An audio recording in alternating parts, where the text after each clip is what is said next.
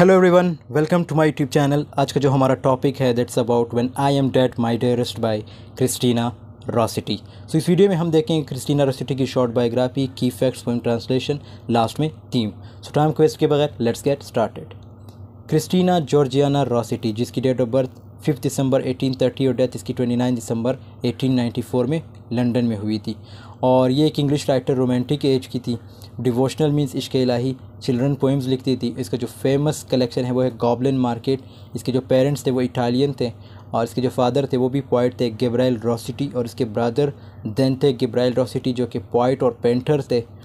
और इसके जो पहले पब्लिश कराए गए थे पोएम्स वो 1842 में और अपने ग्रैंडफादर के प्राइवेट प्रेस में प्रिंट कराए गए थे।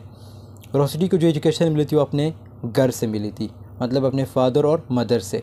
Through religious works, classics, fairy tales and novels, तो ये इस पे लिखती थी। और ये फेमस थी अपनी बैलेड्स की वजह से, हार्माइस्टिक रिलीजियस लिरिक्स की वजह से, और क्योंकि इसके वर्क में ज़्यादातर आपको रिलीजियस चीज़ें देखने को मिलेगी। और इसके पोइट्री में आप सिम्बोलिज़म का बहुत ज़्यादा यूज़ देखने को मिलेगा आपको। और इसके साथ साथ इसका जो फेमस कलेक्शन है वो है गॉबलिन मार्केट, और ये इसके दूसरे फेमस वर्क्स है, ये आप लोग पढ़ लीजिएगा। डेट वगैरह सब कुछ मेंशन है इसमें। अब इसके की फैक्ट्स की बात करते हैं तो ये पोएम सबसे पहले कंपोज किया गया था 1848 में, और इसको जो है पब्लिश कराया गया था इसकी जो कलेक्शन गॉबलिन मार्केट, और इसको जो है फिर 1862 में जो है ये पोएम पब्लिश करा, मतलब इसकी जो पब्लिकेशन हुई थी वो 1862 में हुई थी। और इसके साथ साथ इसका जो ये पोएम है इसको सॉन्ग भी कहा जाता है, इसको जो है संग भी किया जा सकता है। और टाइटल जो है means it was also published by the title of the song. Rhyme scheme की बात करें तो ABABDEFEGHIHJKLK, और इसका जो मीटर यूज़ किया गया है वो है आयम्बिक टेट्रामीटर। आयम्बिक से मुराद एक ऐसा मीटर जो जिसके स्टार्ट में जो सिलेबल्स होते हैं वो अनस्ट्रेस्ड और बाद के जो सिलेबल्स होते हैं वो स्ट्रेस्ड होते हैं। 16 लाइन्स की पोएम है और इसके जो है 2 स्टैंजाज़ हैं हमारे पास। अब इसकी ट्रांसलेशन की बात करते हैं। जो सबसे पहले 2 लाइन्स हैं, when I am dead my dearest sing no sad songs for me. देखो, क्रिस्टीना रॉसिटी ने अपने फनरल के बारे में बताया गया है। ये पूरे पोएम में जो है क्रिस्टीना रॉसिटी ने अपने फनरल के बारे में बताया गया कि अगर वो मर जाती है तो लोगों को क्या क्या करना है, मतलब एडवाइस दी गई है, और आफ्टर डेथ इसके साथ क्या क्या होगा ये बताया गया है। सो पहले जो 2 लाइन्स है, when I am dead my dearest sing no sad songs for me. जब मैं मर जाऊँ मेरे प्यारे दोस्त तो मेरे लिए कोई सैड सॉन्ग्स नहीं गाना। Plant thou no roses at my head, मेरे कब्र पर कोई गुलाब के फूल नहीं चढ़ाना या कोई गुलाब का पौधा नहीं लगाना। Nor shady cypress tree, cypress सनोबर को कहा जाता है, और ना ही कोई छायादार साइप्रस ट्री लगाना है। By the green grass above मी, बल्कि मैं चाहती हूँ कि तुम मेरे कब्र पर हरी भरी ग्रास उगने दो। With showers and dewdrops wet, और उस घास पर ओस की बूंदें होंगी या उस पर बारिश पड़ेगी जिससे वो ग्रास जो है वेट रहेगी। और मतलब यहाँ पे ये बताया गया, और गुलाब को इसलिए मना करके ग्रास को इसलिए चूज़ कर रही है क्रिस्टीना रॉसिटी क्योंकि ग्रास ख़ुद ब खुद उगती है और किसी भी तरह का जो है मतलब उसमें डेकोरेशन नहीं करना पड़ता, और ये ख़ुद डेकोरेशन नहीं चाहती, तो इसलिए क्रिस्टीना रॉसिटी ने जो है ग्रास को प्रेफर किया है। And if thou wilt remember and if thou wilt forget. अब इन 2 लाइंस का मतलब ये है, और पोइटिस तय नहीं कर पा रही, मतलब क्रिस्टीना रॉसिटी तय नहीं कर पा रही कि वो क्या चाहती है, कि लोग उसे याद रखें या भूल जाए। और ये डिसीजन क्रिस्टीना रॉसिटी लोगों पर छोड़ती है कि अगर तुम्हारा दिल हो तो मुझे याद रखो, वरना तो मुझे भूल जाओ। अगले लाइन्स में क्या कहा गया है, I shall not see the shadows, और मैं किसी परछाई को देख नहीं पाऊँगी, और ये परछाई उसकी गुजरी हुई लाइफ की है जिसमें वो दुखी और बीमार है। जब वो मर जाएगी तो वो इनसे दूर हो जाएगी। अच्छा, क्रिस्टीना रॉसिटी की जो डेथ हुई थी वो कैंसर की वजह से हुई थी। तो इस लाइन में यही बताया गया है कि मैं किसी परछाई को देख नहीं पाऊँगी, और ये परछाई उसकी गुजरी हुई लाइफ की है जिसमें वो दुखी थी, बीमार थी। जब वो मर जाएगी तो वो इनसे दूर हो जाएगी। I shall not feel the rain, मैं दोबारा बारिश को महसूस नहीं कर पाऊँगी, और ये बारिश क्रिस्टीना रोसिटी के लिए आंसू है। जब वो मरने के बाद उसको नहीं, मतलब उसके नहीं रहेंगे, वो आंसू उसके नहीं रहेंगे। I shall not hear the nightingale sing on as if in pain. Nightingale जो कि एक बर्ड है, और आपने शायद पढ़ा भी होगा, जॉन कीट्स की एक पोएम भी है, ode to the nightingale. तो नाइट एंगल जो कि एक बर्ड है, और तो क्रिस्टीना रोसिटी ये कह रही है कि ना ही मैं नाइट एंगल के सॉन्ग को सुन पाऊँगी जो मुझे मेरे दर्द को याद दिलाएगी। और नाइट एंगल के सॉन्ग को सॉन्ग्स ऑफ पेन भी कहा जाता है। जो नाइट एंगल का जो सॉन्ग है उसे सॉन्ग्स ऑफ पेन भी कहा जाता है, मतलब मैं मरने के बाद उसके इस सॉन्ग को नहीं सुन पाऊँगी या नहीं सुनूँगी। And dreaming through out the twilight that dot not rise nor set. Twilight शाम के वक्त जब ना सूरज पूरी तरह आसमान में रहता है और ना ही पूरी तरह डूबता है। और क्रिस्टीना रोसिटी अपने डेथ को भी इसी तरह देखती है कि वो ना बहुत खुश है और ना बहुत उदास है अपनी डेथ पे। और क्रिस्टीना रोसिटी अपनी डेथ के बारे में ख्वाब देख रही है कि मौत के बाद क्या बदल जाएगा। आखिरी दो लाइन्स में क्या बताया गया है, happily I may remember and happily may forget.